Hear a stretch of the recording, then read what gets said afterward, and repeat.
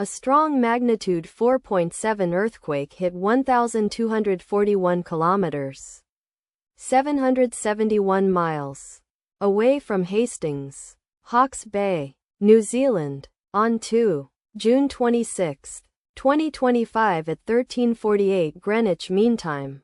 The quake had a very shallow depth of 33 kilometers, 21 miles, and was not felt, or at least not reported so. First to report, GeoNet, NZ, after 6 minutes. Data source from Volcano Discovery.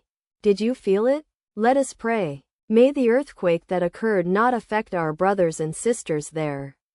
May the earthquake not happen again. And may God protect everyone. Amen.